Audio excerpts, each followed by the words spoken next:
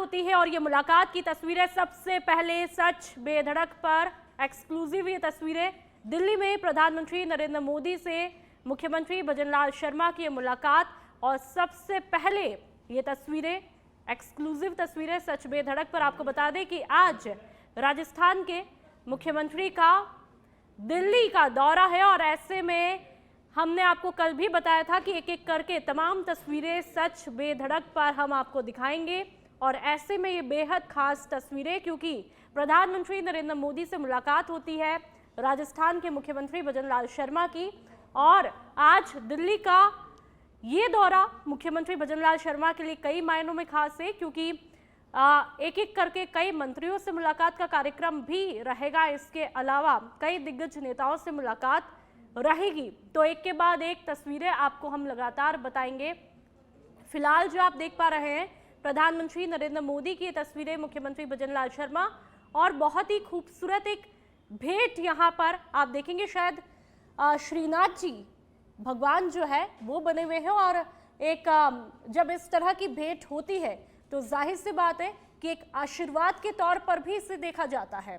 तो बहुत ही प्यारी खूबसूरत ये तस्वीरें आज मुख्यमंत्री भजनलाल शर्मा ने। और ज्यादा जानकारी के लिए फोन पर हमारे साथ में पॉलिटिकल एडिटर लाल सिंह फौजदार जुड़ चुके हैं। लाल सिंह जी, बेहद खूबसूरत ये तस्वीरें राजस्थान के मुख्यमंत्री भजनलाल शर्मा और प्रधानमंत्री नरेंद्र मोदी साथ में मुलाकात होती है और शायद श्रीनाथ जी तस्वीरों में दिखाई देते एक भेंट दी जाती है खूबसूरत। आज का ये दौरा कितना खास और फिलहाल क्या कुछ चल रहा है दिल्ली में, क्या कुछ जानकारी आप तक पहुंची है? देखिए, वो बेहद सुंदर तस्वीर है। मुख्यमंत्री भजनलाल शर्मा ने पीएम मोदी से मुलाकात की है और उनको श्रीनाथ जी की मूर्ति भेंट की है और साथ ही राधे राधे का दुपट्टा पहनाया है। जहाँ तक मुलाकात की बात है, क्योंकि अगर प्रदेश के मुखिया पीएम मोदी से मिलेंगे तो तमाम विषयों पर चर्चा होना लाजमी है, लेकिन ये माना जा रहा है एक तो प्रवासी राजस्थान जो 10 दिसंबर को बड़ा कार्यक्रम राजस्थान सरकार आयोजित करने जा रही है उस हेतु निमंत्रण दिया गया है। इसके साथ ही चूंकि 2 ऑप्शन है सरकार के पास पीएम मोदी को मिलाने के लिए, एक तो प्रवासी राजस्थान है और साथ ही 2 साल भी दिसंबर में पूरे हो रहे हैं। तो ऐसे में 2 साल पूरे होने पर भी राजस्थान सरकार एक बड़ा कार्यक्रम करने की तैयारी में है। लेकिन पहला जो लक्ष्य है वो है प्रवासी राजस्थानी कार्यक्रम। ये बड़े स्तर पर बड़ा कार्यक्रम होगा जिसमें देश भर के तमाम राजस्थानी जो दुनिया भर में है वो राजस्थान आएंगे, निवेश करेंगे।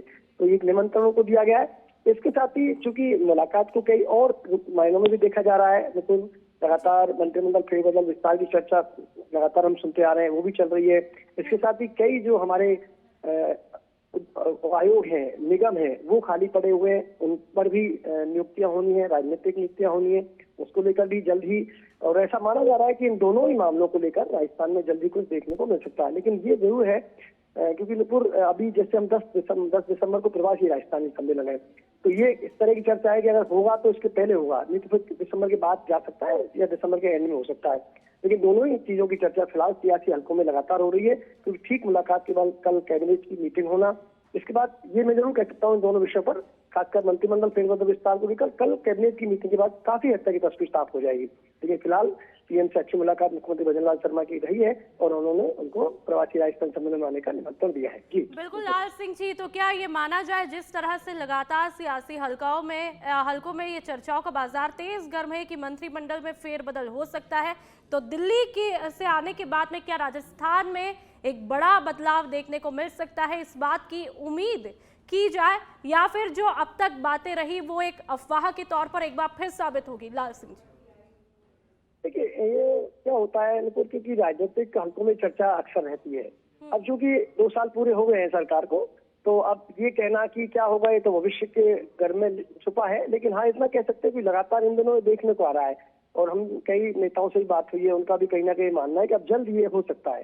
हाँ, समय इसमें लग सकता है। कई बार क्या होता है क्योंकि अब इतनी हो सकता है प्रवासी राजस्थान एक बड़ा कार्यक्रम है सरकार का, तो सरकार ये तय कर सकती है कि प्रवासी राजस्थान की बात कर सकते हैं, या ये हो सकता है कि क्योंकि इसके बाद नगर निकाय के चुनाव भी आ रहे हैं, पंचायत राज के चुनाव भी है, तो तमाम समीकरणों को ध्यान में रखते हुए सरकार ऐसे फैसले लेती है। लेकिन हाँ, ये जरूर माना जा रहा है कि अब ये कभी, मतलब मुझे ऐसा लगता है अब जल्द ये फैसला हो जाना चाहिए क्योंकि आप देख रहे हैं पिछले 6 महीने से क्या 1 साल से लगातार ये सुनते आ रहे हैं हम कि मंत्रिमंडल फेरबदल विस्तार हो जाएगा, ये हो जाएगा, वो हो जाएगा। लेकिन अब लगता है कि एक बड़ी एक्सरसाइज सरकार ने लगातार की है क्योंकि पीएम मोदी से मुलाकात से पहले प्रदेश अध्यक्ष मदन राठौर श्री मदन लाल शर्मा की मुलाकात हुई है। इसके बाद जो अन्य मुलाकातें हम देख रहे हैं नेताओं से, उसके पीछे तो एक बड़ी वजह यही है कि उनको निमंत्रण दिया जा रहा है राजस्थान में आने का, प्रवासी राजस्थानी कार्यक्रम में आने के लिए। लेकिन पीएम मोदी से मुलाकात के साथ निमंत्रण के साथ साथ ये भी एक कयास लगाए जा रहे हैं कि मंत्रिमंडल को लेकर चर्चा हो सकती है। कुछ जो निगम आयोग की जो बड़े निगम आयोग है उन पर जो राजनीतिक नियुक्तियां होनी है उनको लेकर चर्चा हो सकती है।